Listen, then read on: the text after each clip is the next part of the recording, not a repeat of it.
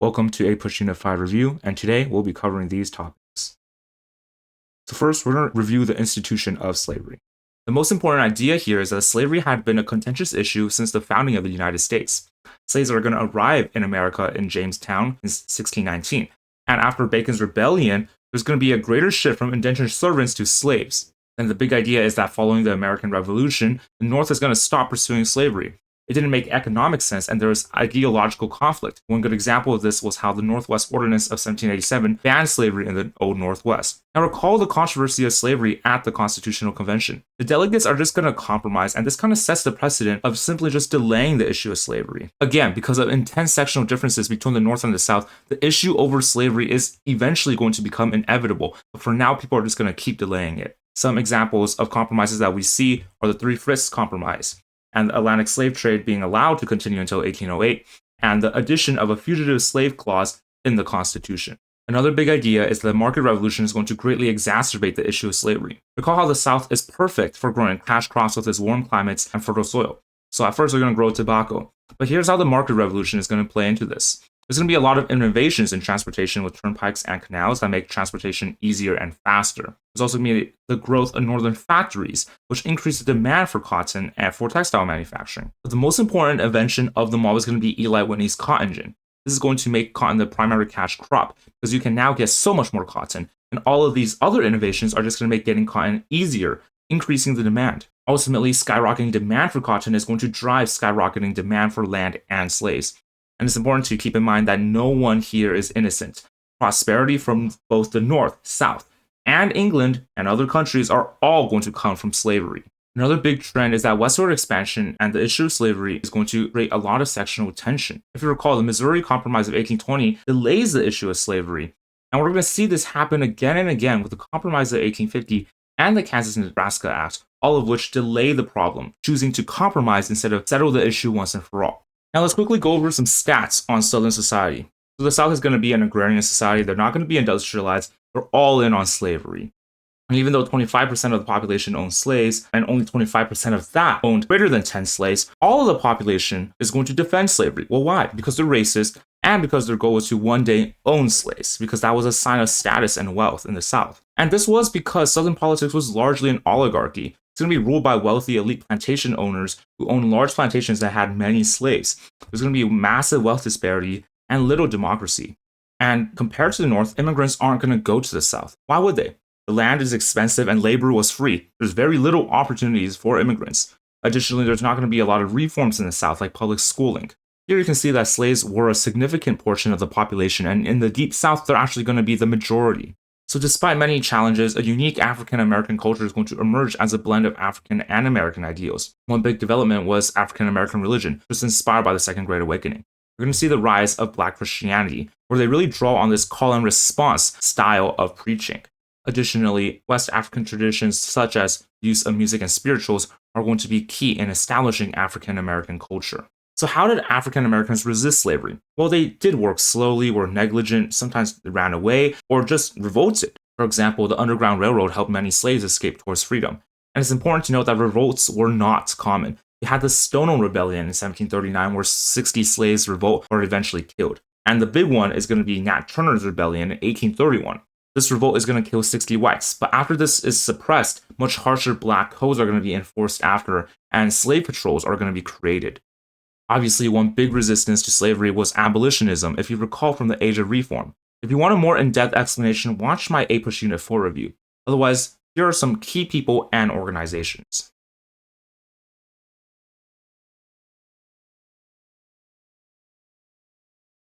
Obviously, the South is going to continue to defend slavery. In fact, a gag resolution is going to be passed in Congress which banned all anti-slavery petitions. Again, slaves aren't allowed to get an education. The slave codes are going to get worse, especially after rebellions such as those like Nat Turner's Rebellion.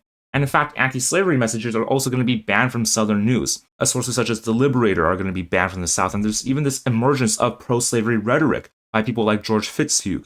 These people said that the South treated slaves like family, and the institution of slavery was actually better than the wage slavery in the North, and that slavery is going to, quote, civilize inferior people. And obviously, this was not true at all. So now we're going to cover how tensions reach a breaking point. So first we're going to cover the free soil movement. The big idea is that the end from the Mexican-American War is going to cause great tension over the issue of slavery.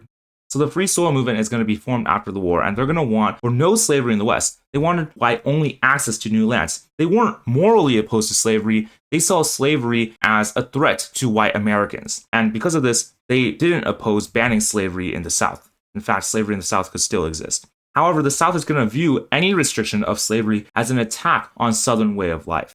So gold is going to be discovered in California in 1849, and the big idea is that the gold rush is going to cause great sectional tensions between the North and the South because it aimed to disrupt the balance of free and slave states. People are going to start flocking to California, which means that the statehood requirements are going to be met very fast. California is going to petition to join as a free state. And one big trend that we see is, again, Southerners are going to get increasingly defensive over the institution of slavery and see everything as an attack on their way of life. And for your LAQs and DBQs, another time we see this happen is with the Talmadge Amendment and the Wilmot Proviso, both of which are going to be struck down by the South. However, a compromise will be struck. The big idea is that the Compromise of 1850 is going to be a continuation of the trend of delaying the issue of slavery. Again, we saw this with the Missouri Compromise. California is going to be admitted as a free state. Utah and New Mexico are going to be determined by popular sovereignty. However, the South is going to push for a harsher fugitive slave law, and the slave trade is going to be banned in Washington, D.C. Now, the Fugitive Slave Act of 1850 is going to have some very serious ramifications. The big idea is that the Fugitive Slave Act of 1850 is going to greatly increase sectional tension in the 1850s. Southerners are going to start going to the North to hunt for fugitive slaves, and Northerners who assisted runaways could be arrested with this new law. And slaves weren't actually allowed to testify in court, had no right to a jury trial, and Northerners are going to be upset because the issue of slavery has finally moved into their own backyard. The critical idea here is that during the 1850s, the nation is going to become even more polarized than before. We've already seen a long trend of brewing sectional differences through westward expansion and economic differences in the past, but in the 1850s, all of this is really going to ramp up.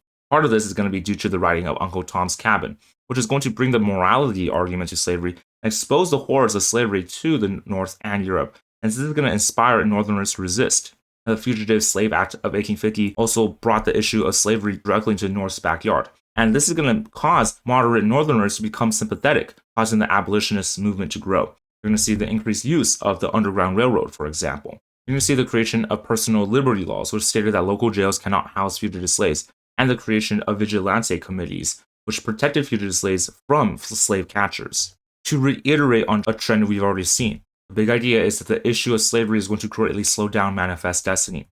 Free soilers are going to be suspicious of any attempts to expand the nation, and Northerners are going to be paranoid of the South trying to create a slaveocracy. For example, the Austin Manifesto was a secret plan where the U.S. would buy Cuba from Spain. However, once Northerners and Free Soilers found out, they denounced this plan. Even though westward expansion greatly slows, one exception is going to be the Gadsden Purchase in 1853. The U.S. is going to purchase a strip of land below Arizona for $10 million so that they can build railroads. One big event that you need to know is the Kansas-Nebraska Act. Stephen Douglas, a Northern Democrat, wants to secure a railroad route and encourage Western settlement. And to do so, he's going to set up the Kansas and Nebraska territories. Because these two territories were above the 3630 line, slavery is actually banned. He knew this bill wouldn't pass without the South's approval. So to win the South's support, he's going to state that the legality of slavery is going to be determined by popular sovereignty. And ultimately, with the South's support, this bill is passed.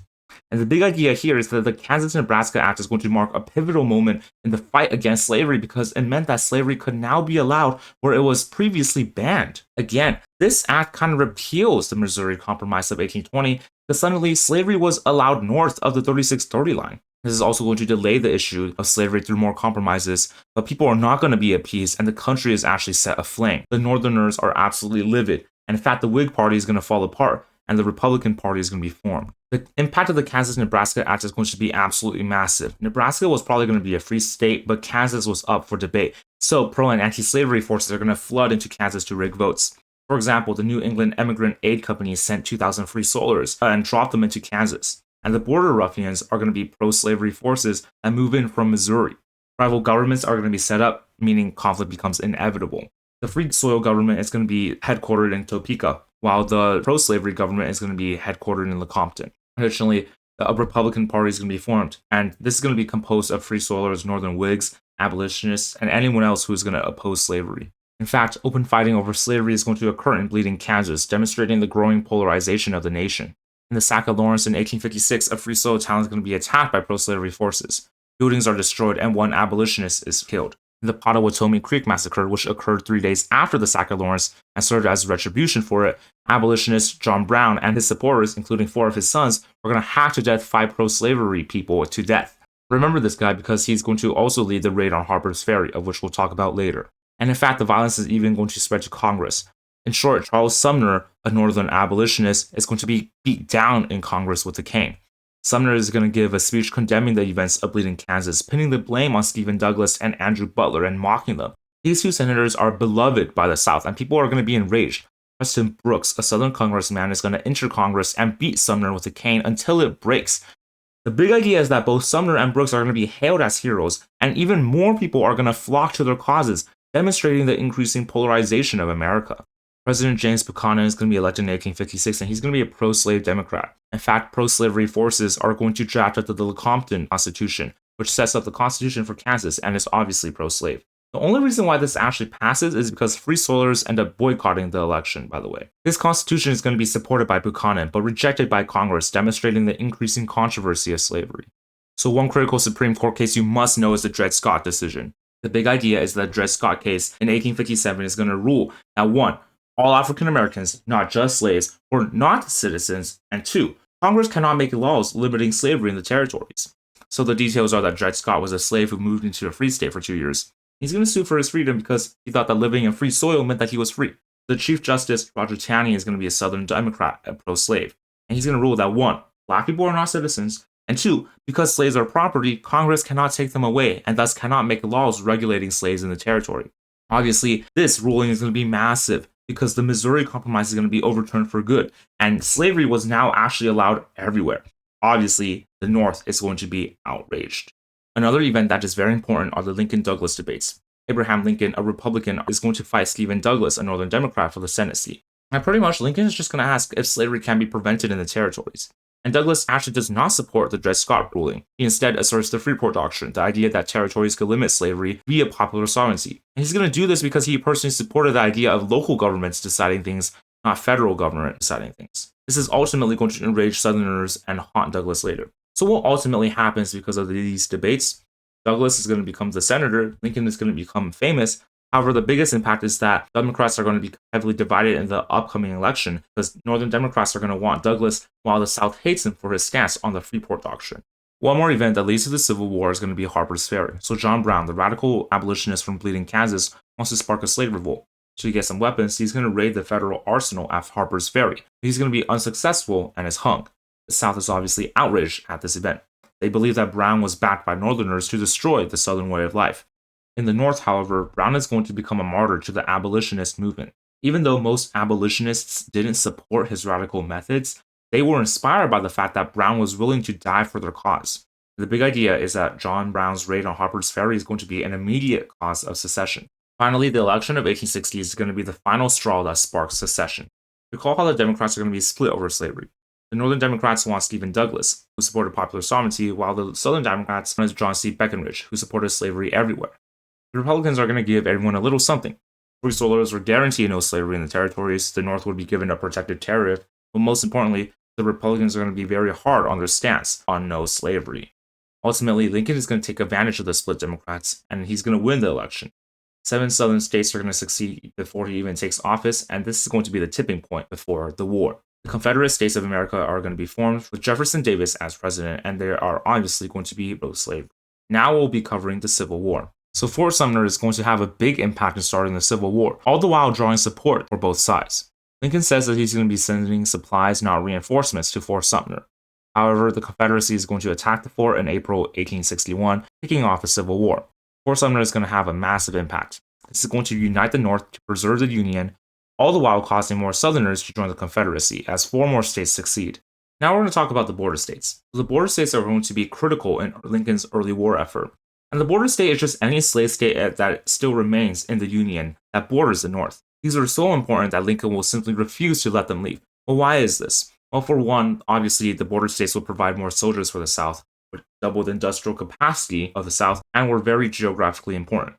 Lincoln is going to use some questionable methods to keep in the border states. He's going to declare martial law in Maryland, use guerrilla warfare in Missouri, and even suspends the writ of habeas corpus. For your complexity points, this is similar to what Nixon does with the bombing of the Ho Chi Minh Trail and Cambodia without congressional approval, demonstrating a clear expansion of executive power. Now we're going to go over Northern advantages and disadvantages. So for one, the North obviously had much greater industrial capacity, had better factory systems to churn out clothing, weapons, and more. They also had superior transportation in the form of railroads that would bolster supply lines. They also have a stronger navy and government, as well as a population advantage. There are about 22 million people in the North versus the 9 million in the South. And later on, they're going to use emancipation as a moral reason to fight the war. As for disadvantages, the big one is going to be that the North is going to lack strong military leaders because all the top generals are going to join the South. There's no real purpose initially. The South was fighting for their way of life, while some Northerners were just fine with secession.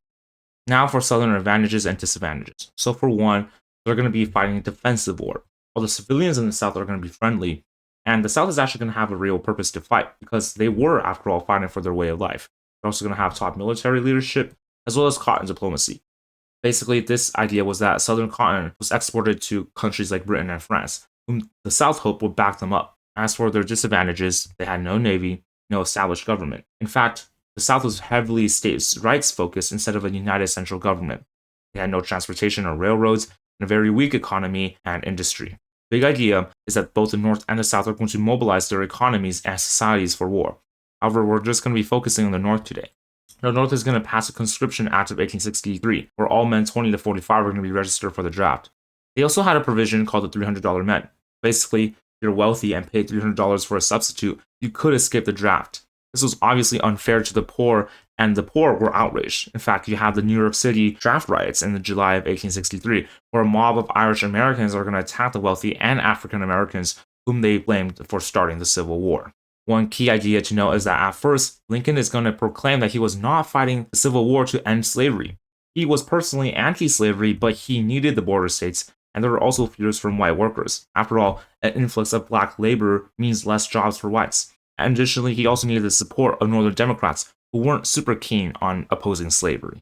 Yet as the Civil War drags on, Lincoln is going to shift his strategy to pursuing emancipation. There are a lot of benefits to doing so, the first of which is for the military. After all, liberating the slaves means that the economy of the South is going to be weaker. There's also this ideological pressure. It was the right thing to do, and a lot of people like Charles Sumner and Benjamin Wade are going to pressure Lincoln to do so. Slowly but surely, the war became about freeing the slaves. The first Conscription Act freed all slaves that were used for insurrectionary purposes, giving slaves an incentive to escape to Union camps. It's important to note that slaves who escaped and joined Union camps are known as contraband. The Second Confiscation Act stated that all slaves who are used by those rebelling against the United States are free. Now for the big one, the Emancipation Proclamation. The Emancipation Proclamation declared freedom for all of those enslaved in the Confederacy and was justified as a military necessity. This was declared after the Battle of Antietam, a big Union victory. However, please note that this did not apply to the border states to prevent them from succeeding as well. Ultimately, the Emancipation Proclamation will reframe the purpose of the Civil War and weaken the Confederacy. This is going to give the North a moral cause to fight the war, because it's not about secession anymore, it's about freedom and equality. This also circumvents cotton diplomacy, as Europe had banned slavery, and it would be hypocritical to back up the Confederacy, who was pro-slavery. Obviously, freeing the slaves is going to give the North more soldiers, and it's important to keep in mind the limits of the Emancipation Proclamation. In reality, the North didn't have any power over the South, so it's not like all of a sudden all of these slaves are going to be freed. Additionally, this did not apply to the border states. So how did emancipation affect African Americans? Well, Frederick Douglass and other abolitionists are going to preach enlistment to prove their citizenship and fight against the evil of slavery. Recall how the Dred Scott decision stated that all African Americans were not citizens. If they could fight for their rights, then this would be a huge victory for abolitionism. About 180,000 African Americans are going to serve in the Civil War, the most famous of which are going to be the Massachusetts 54th Regiment. It's important to keep in mind that there's still a lot of prejudice against black soldiers. For example, they could only serve in segregated units, and they are oftentimes paid less than white workers. There are also some challenges in domestic politics during the war. So in the North, radical Republicans thought that Lincoln moved too slowly with emancipation. More Democrats supported the war but didn't like Lincoln's handling of it, and this was partially due to Lincoln appointing incompetent generals. The Peace Democrats, also known as the Copperheads, wanted peace and opposed fighting. So you have all of these opponents to the war or Lincoln's handling of the war, but Lincoln ultimately wins re-election thanks to Union victories. In the South, cotton diplomacy is going to fail. And this was because of the Emancipation Proclamation, the loss of Antietam, and the fact that Europe had other cotton sources. Additionally, the tradition of states' rights means that there's not going to be a united fighting force. Now, for some actual domestic policies, the Republican majority during the Civil War is going to allow for very Republican policies to be passed without opposition. For example, you have the Monroe Tariff Act, the Legal Tender Act, and the National Bank Act, all of which were very pro-industry and pro-national economy. The two big ones that you need to know, however, are going to be the Homestead Act of 1862 and the Pacific Railway Act of 1863. In fact, these are so important that we're going to quickly cover them. The big idea is that federal legislation is going to encourage manifest destiny and lead to a population boom in the Great Plains. The Homestead Act of 1862 is going to give 160 acres for $10 if you improved the land and lived on it for 5 years. And this is obviously an absolute steal. And this is going to attract a lot of people from urban populations and immigrants. This is also going to lead to a big population boom in the Great Plains. Now, in the Pacific Railway Act of 1863, this is going to charter the first transcontinental railroad, financed by government subsidies. It's important to note that Chinese immigrants are going to be the major labor force, and they're just going to keep coming to the United States after. And this is going to be important later, as we see with the Chinese Exclusion Act of 1882. Obviously, this big railroad is going to cause settlement to skyrocket and allow goods to move much faster, creating a national economy. Now we're going to cover the general strategy and trajectory of the war. Even though the AP exam doesn't really test this, I think you should still know this for better complexity on the DBQs and LAQs. The big idea is that although the South had early military victories, the North is going to win thanks to its improvements in leadership and strategy, key victories, greater resources, and total war. The Northern strategy primarily consisted of not losing the border states to the South, while also starting the Anaconda Plan. Here, the Northern Navy would block Southern access to trade, and would take the Mississippi River to split the Confederacy into two. The Southern strategy was to play a war of attrition, or to play defense. However, later on in the war, the South is going to actually take the offensive, which is a major blunder. Early on in the war, there's going to be a lot of Northern defeats, and constant swamping of incompetent generals. However, by the middle and end, the South is going to go on the defensive, and the North is really going to start leveraging its industrial advantages, getting strong leadership in the form of Grant, and is going to win key battles, destroy Southern infrastructure, and ultimately win the war. Now we're going to cover some key battles of the Civil War. At the Battle of Bull Run, the South wins, and this really just shows that the war is going to be very long. The North thought that they would have a quick and easy victory, but this would not be the case. At the Battle of Antietam, the Union wins, and Lincoln issues the Emancipation Proclamation, which has the immediate impact of deterring European involvement and strengthening the moral cause of the war. In the Battle of Vicksburg, the North wins and controls the Mississippi River, splitting the Confederacy in half. Ulysses S. Grant is also promoted.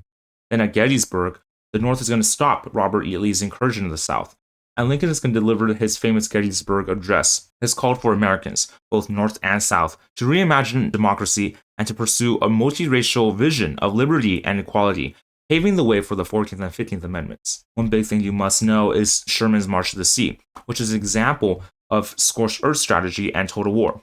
Sherman pretty much just marches through the South, destroying crops, villages, and anything in sight, crippling Southern industry and war infrastructure. His victory in Atlanta also helps Lincoln get reelected. Finally, at Appomattox Courthouse, General Lee is going to surrender and the war ends. Now for the impact of the Civil War. The big idea is that the Civil War had tremendous social, economic, and political impacts that fundamentally altered the nation. Over 600,000 were dead. The Southern economy and infrastructure were completely destroyed. Republican laws like the Pacific Railway Act and Homestead Act were passed.